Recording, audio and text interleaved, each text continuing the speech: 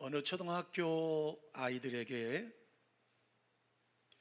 이런 질문을 던졌다고 그러죠. 가장 너희들이 살아오면서 힘들고 고독할 때가 언제였니? 라고 질문했답니다. 아마 이 질문을 던질 때 선생님들은 내가 가장 아팠을 때요, 아니면 내가 가장 배고팠을 때요, 아니면 여러 가지 답을 원했는데 의외로 답이 하나가 나왔다 그래요. 그것은 아이들의 대답은 아주 단순했습니다. 학교에서 돌아와서 집에 와서 엄마라고 부를 때 엄마가 대답이 없을 때 이 세상에서 가장 힘들고 외로웠다라고 대답을 했다 그래요. 여러분, 우리의 삶도 그렇지 않을까요? 우리의 몸이 아플 때도 아니고, 우리가 배고팠을 때도 아니고, 어떤 고통을 당할 때도 아니고, 엄마라고 불렀는데 엄마의 대답이 없을 때가 가장 공허하지 않을까요? 저희 교회에 나오셔서 학습을 받고 세례를 받고 집사님으로 신앙생활 하시다 돌아가신, 하나님 나라 가신 귀한 성도님이 한 분 계십니다. 그분의 마지막을 제가 지켜봤고 제가 장례 예배를 집전했는데, 그 집사님의, 그 연세 드신 집사님의 마지막 고백이 뭔지 아세요? 어머니셨어요. 생명의 끈이 끊어지는, 이 땅에서의 생명이 끝나고 영원한 천국으로 들려가는 그 순간에 그 마지막으로 집사님, 연세 드신 집사님의 찾음은 엄마셨어요. 엄마, 엄마, 어머니, 어머니. 여러분, 사람은 아무리 배가 부르고 아무리 건강하고 아무리 물질이 많다 할지라도, 아무리 실력이 많다 할지라도, 아무리 많은 사원을 거느린 대그룹 회장님이라 할지라도 여러분, 사랑이 채워지지 않으면 살 수 없는 존재예요. 사람은 사랑을 먹고 사는 사람들인 거예요. 사랑이 끊어지면 우리는 살 수 없는 존재일 수밖에 없다라는 거예요. 우리 옆에 사람에게 이렇게 고백하고 말씀을 시작할까요? 우리 서로 사랑하며 삽시다. 아멘이시지요? 서로 사랑하며 살아가는 성도가 되시기를 주님의 이름으로 축원합니다. 여러분, 오늘 우리 설교 제목을 제가 에덴 동산이라고 정했어요. 여러분, 에덴 동산은 우리의 꿈의 도시, 우리가 살고 싶은 도시, 정말 파라다이스 같은 곳이 에덴 동산이에요. 그러나 여러분, 아쉽게도 그 에덴 동산을 경험한 사람은 이 세상에 아담과 하와가 전부예요. 아담과 하와 사이에 태어났던 가인도 아벨도 아버지로부터, 어머니로부터 들었던 얘기는 있었겠지만 살아보지 못했던 것이 어딥니까? 에덴 동산이에요. 그리고 선악과는 에덴 동산 중앙에 놓여 있던 선악을 알게 하는 나무의 열매가 바로 선악과라고 하는 사실이에요. 독일의 문학가인 디트리히 슈바니치라고 하는 사람이 썼던 교양이라는, 사람이 알아야 할 모든 것이라는 책이 번역돼서 우리나라에서도 많이 읽혀진 책 중에 하나입니다. 그 책에는 바로 선악과에 관련된 재미있는 얘기가 그 작가의 시각에서 바라본 작가의 시각으로 해석해 놓은 것이 있어요. 그 내용은 이렇습니다. 하나님께서 아담과 하와를 부르셨습니다. 그리고 말씀합니다. 아담아, 하와야, 여기 내가 만들어 놓은 동산 안에 너희가 모든 과실을 다 먹을 수 있어. 너희가 먹고 싶을 때 언제든지 다 먹어. 그렇지만 내가 선악을 알게 하는 나무라고 하는 앞에 조그마한 편말을 붙여놨어. 그러니 그 편말이 붙어 있는 나무의 열매는 먹지 마라. 먹으면 안 돼. 왜냐하면 그것을 너희가 따먹으면 치명적인 결과를 낳게 돼 라고 아담과 하와에게 말씀하셨다는 거예요. 그런데 하나님의 말씀을 들었던 하와는 하나님의 말씀 속에 모순이 있다고 생각이 들었다는 겁니다.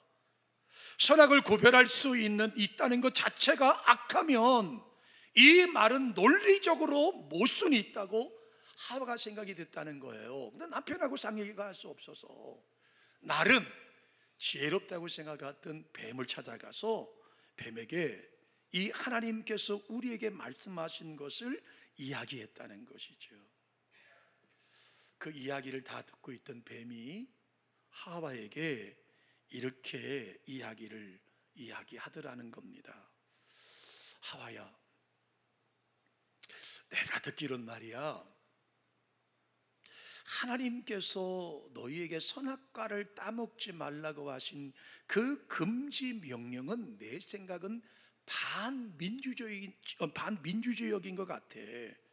그리고 그걸 선악과를 따먹으면 죽는다고 하는 죽음으로 협박하는 것은 지배자의 지식만을 보호할 뿐이야. 그러니 내 생각에는 너희가 그걸 따먹어. 그리고 그러면 너희도 하나님처럼 될 것이며 선과 악을 구분하며 살 수 있을 것이야 라고 뱀이 조언해 줬다는 거예요. 이 뱀의 조언을 들었던 하와는 이 뱀의 말이 더 일리가 있다고 생각을 해서 결국은 선악과를 따먹었고, 남편인 아담에게도 주어서 함께 먹음으로 이 죄에 동참하게 되었다라고 하는 것이 사람이 알아야 할 모든 것이라는 그 교양이라는 책에 작가가 해석해 놓은 글이에요. 물론 여러분, 이것은 성경적인 얘기는 아닐지 모르지만 어쩌면 일리 있는 이야기라고 생각이 들기도 해요. 여러분, 사실 우리는 하나님의 계획, 하나님의 일하심, 하나님의 그 통치하심, 하나님의 거룩한 비전을 사실 우리는 알 수 없어요. 하나님의 세계는 무궁무진하시기 때문에 유한한 인간이 어떻게 하나님의 일하심을 여러분 이해할 수 있겠어요? 우리는 극히 제한적이기 때문에 하나님의 그 일하심을 우리의 두뇌로, 우리의 상식으로 여러분 풀어갈 수 없어요.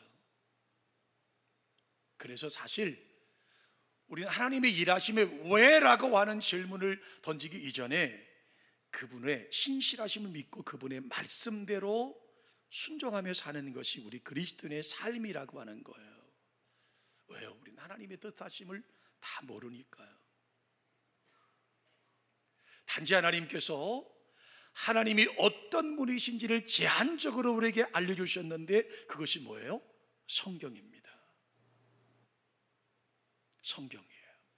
그 오늘 성경 얘기를 저와 여러분이 지금 하고 있는 거예요. 자, 에덴 동산을 하나님이 창설하셨습니다. 에덴이라고 하는 말은 큰 즐거움이 있는 곳이라는 말이에요. 큰 즐거움이 있는 삶의 터전이 어디예요? 에덴이에요. 여러분, 사람이 살아갈 때 물이 없으면 살 수 없습니다. 다시 말하면 물은 생명이죠. 그 생명의 강이 하나만 있어도 우리가 살 수 있는데, 오늘 성경의 본문에 보니까 그 강이 에덴 동산에서 적셔서 나간 강이 큰 강을 4개를 이루고 있다고 말하죠. 비손과 그리고 기혼과 히데겔과 유브라데라고 하는 강이 흘렀다고 말합니다. 여러분, 비손강이 어떤 강이죠? 비손강은 풍성한 축복이 흐르는 강이 비손강이에요. 그 바닥에는 금이 있었어요. 진주가 있었어요. 가장 보석이 깔려 있었다고 말합니다. 그리고 기온강은요, 은혜가 흐르는 강이 바로 기온강이에요. 은혜가 가득 차서 흐른다라는 뜻을 가지고 있어요. 히데겔은요, 화살처럼 시원하고 빠르게 흐르는 강이 바로 히데겔의 강이에요. 여러분 누브라데 강은요, 바로 달콤하고 그리고 시원하다는 뜻을 가지고 있어요. 아마도 아담과 하와는 이 유브라데 강에서 달콤하고 시원한 물을 길러다가 먹지 않았을까라고 생각해 볼 수 있어요. 어쨌든 여러분, 이 비온강과 기온강과 시떼겔과 유브라 강의 원천의 물이 어디서 흘렀느냐? 에덴 동산에서, 바론에서 흘렀던 강이 4개의 강으로 지류로 흩어졌다고 말씀하고 있어요. 이런 에덴 동산을 하나님께서 아담과 하와에게 거저 주셨어요. 얼마나 감사합니까? 여러분, 최초의 시브리어 성경을 번역했던 헬라어 성경인 실시빈역이라고 하는 성경이 있는데요, 여기서는 이 에덴 동산을 파라다이스라고 해석합니다. 낙원이었다. 에덴 동산은 낙원이었다. 그 낙원, 그 천국과도 같은 에덴 동산에 오늘 본문의 말씀을 보았더니 이렇게 말씀하고 있습니다. 우리 9절의 말씀을 함께 읽어보실까요? 읽습니다. 여호와 하나님이 그 땅에서 보기에 아름답고 먹기에 좋은 나무가 나게 하시니 동산 가운데는 생명나무와 선악을 알게 하는 나무도 있더라 라고 말씀합니다. 여호와 하나님이 그 땅에 보시기에 아름답고 먹기에 좋은 나무가 그 땅에서 자라게 하셨습니다. 그리고 동산 가운데 가장 중앙에 생명나무와 선악과가 열리는, 선악을 알게 하는 나무가 또 있었다고 말씀하고 있습니다. 많은 기독교를 반대하는 사람들이 말합니다. 왜 하나님은 굳이 에덴 동산에 선악과의 나무를 두게 하셔서 아담과 하와를 범죄하게 만드냐고 말하기도 합니다. 그 선악과 나무만 없었더라면 인간은 죄를 짓지 않아도 되고 지금까지 에덴 동산에 죽지 않고 살 수 있었을 텐데, 하나님은 왜 그 가운데 선악을 알게 하는 나무를 두셨을까라고 우리에게 말합니다.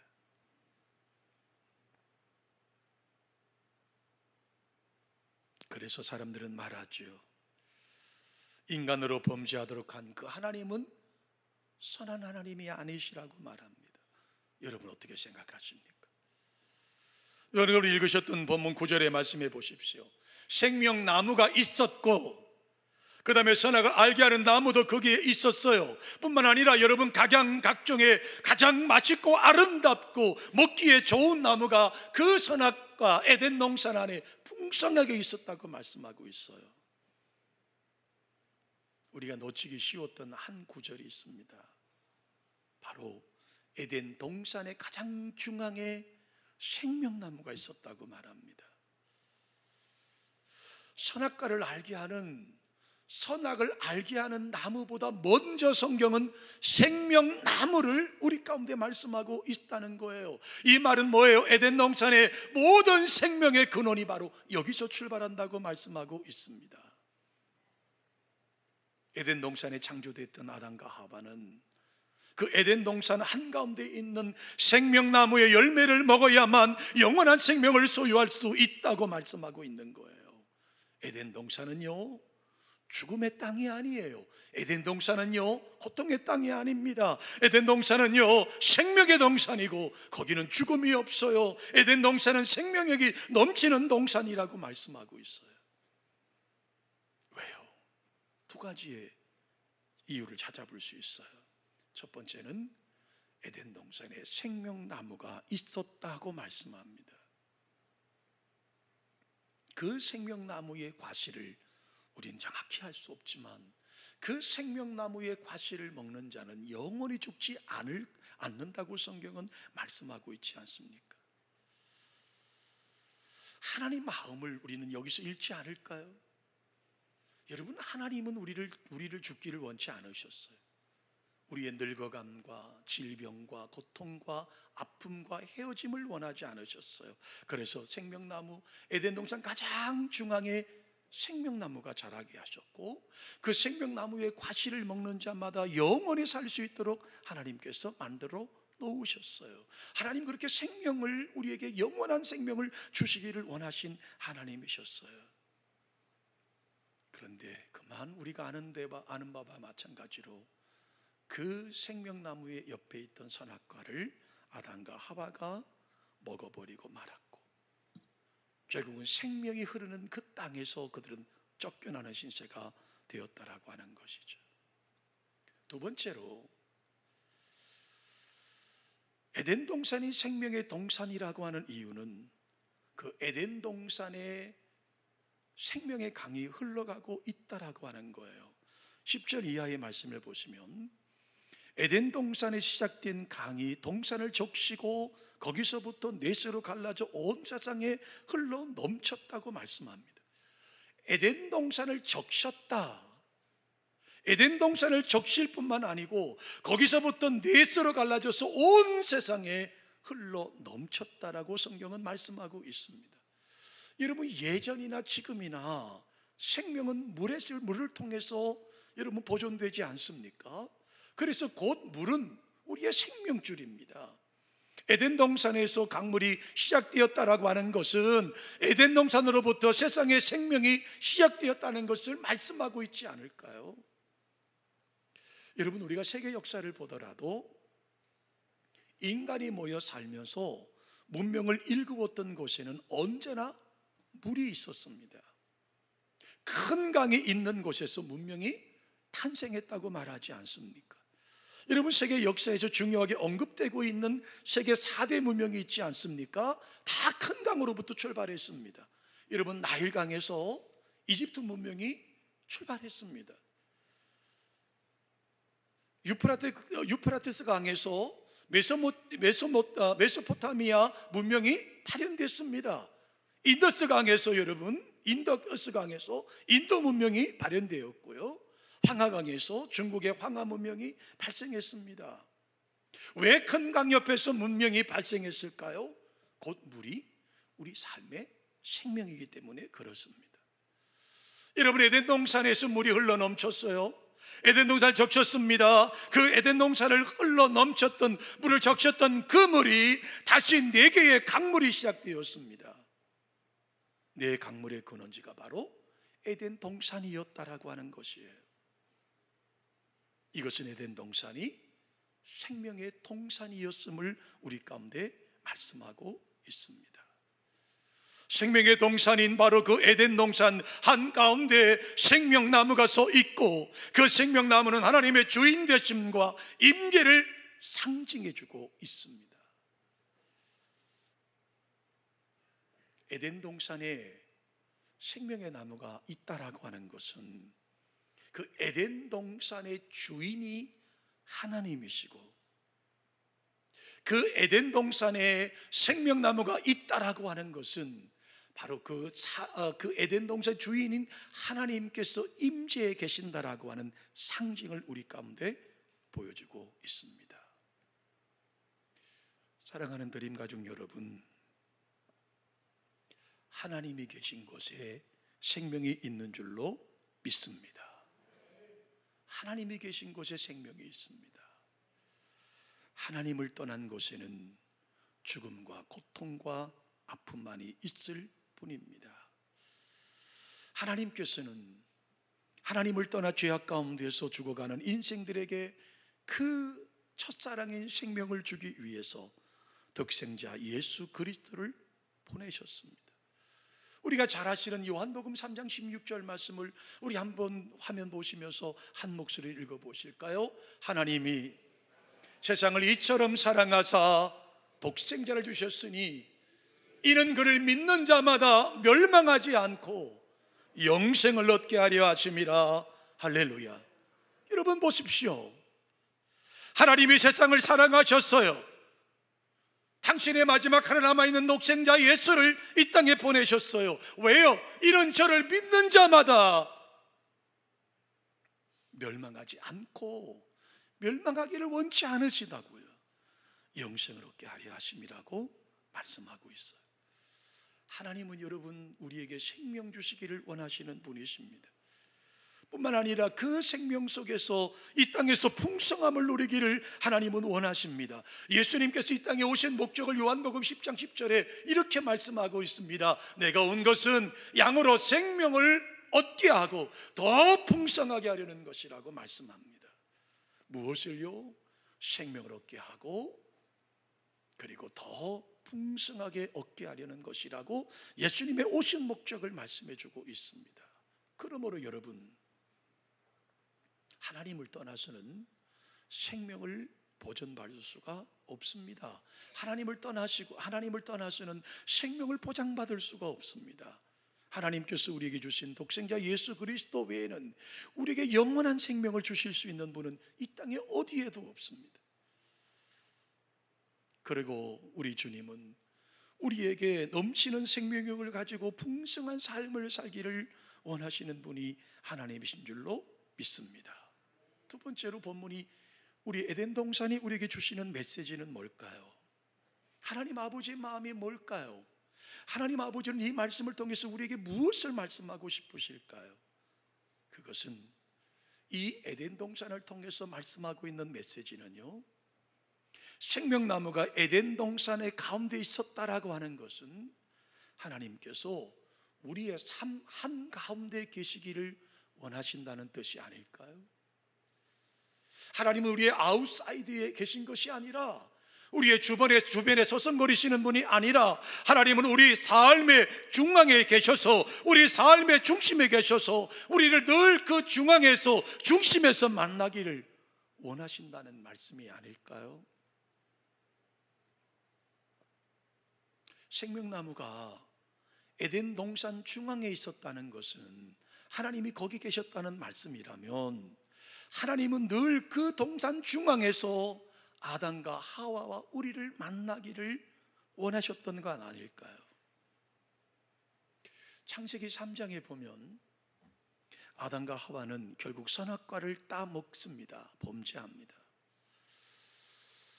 자, 범죄하고 나서 그 다음에 기록된 성경의 말씀이 뭘까요? 동산을 거니시는 하나님의 낯을 피하여 동산나무 사이에 숨었다고 말합니다. 자신들의 죄를 가리기 위해서 뭐가나 잎을 따서 치마를 입고 숨었습니다. 다시 말하면 에덴 동산의 중앙에서 보이지 않는 곳으로 몸을 피했다는 말씀입니다. 여러분, 범죄한 인간은 언제나 어둠 속으로 자신을 피하여 숨기 마련이죠. 하나님은 생명나무 위에 있는 에덴 동산 가운데서 우리를 만나기를 원하시는데, 우리는 자꾸만 중앙이 아니라, 중심이 아니라, 삶의 한가운데가 아니라 거기에 생명이 있음에도 불구하고 우리 자꾸만 사이드로 빠져가고 있다라고 하는 거예요. 주변으로 나가고 있다라고 하는 거예요. 거기에 피하려고 합니다.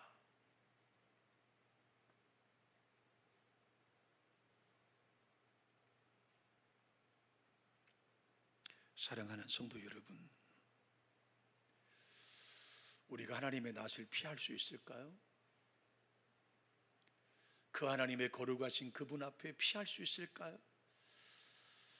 여러분, 중앙에서 하나님을 만나던, 그 생명나무 밑에서 만나던 아담과 하와가 범죄함으로 그 사이드로, 이웃으로, 주변으로 피하고 옷을 가리고 자기의 몸을 가리고 나무 주변에 숨었지만 하나님의 낯을 피할 수 있을까요? 피할 수 없어요. 피할 수 없어요. 오늘 우리의 신앙이 여러분 점검하셔야 됩니다. 나는 지금 중심에 주님을 모시고 있는지, 내 중심에 생명나무를 심어 놓고 기다리고 있는지, 내 삶 중앙에 하나님이 우리 삶의 주인이신지를 우리는 살펴보셔야 합니다. 아담과 하와는 쫓겨났습니다. 더 이상 에덴 동산 갈 수 없어요. 하나님은 다시 그들에게 한 가지 제안을 합니다. 성막이라는 것을 만드셨어요. 그 성막이라고 하는 것은 바로 지성소라고 하는 곳이 있어요. 지성소가 어떤 곳입니까? 하나님의 임재의 상징인 거예요. 아무도 들어갈 수 없습니다. 하나님을 만나뵐 수 없어요. 그래서 1년에 딱 한 번 대제사장은 바로 그 하나님의 지성소에 들어가서 하나님을 만나고 나오는 것입니다. 여러분, 그 지성소가 의미하는 게 뭔지 아시겠죠? 중앙입니다. 중심이에요. 여러분, 그 성막도 시간이 지나며 폐지가 되었습니다. 다시 우리에게 성전을 허락하셨습니다. 성전도 결국 무엇입니까? 우리의 중심, 중앙을 말씀하고 있는 거예요. 하나님은요, 우리 모든 삶의 주인 되시기를 원하십니다. 하나님은요, 우리의 모든 삶의 주인이 되시기를 원하십니다. 우리 하나님의 우리의 삶의 주인으로 모셔야 됨에도 불구하고 우리는 그 주님을 마치 조연으로 엑스트라처럼 모시고 있지는 않으신가요? 하나님은 우리의 전부가 되기를 원하십니다. 하나님은 우리의 모든 것이 되기를 원하십니다. 하나님은 우리의 삶의 주인으로 사시기를 원하십니다. 마치 에덴 동산에 생명나무가 중앙에 있었던 것처럼 하나님께서 그 에덴 동산의 주인이시며 바로 오늘 저와 여러분의 주인이심을 하나님은 기대하고 계시다라고 하는 거예요. 그런데 우리는 어떻게 삽니까? 우리는 자꾸 그분의 낯을 피하지 않나요?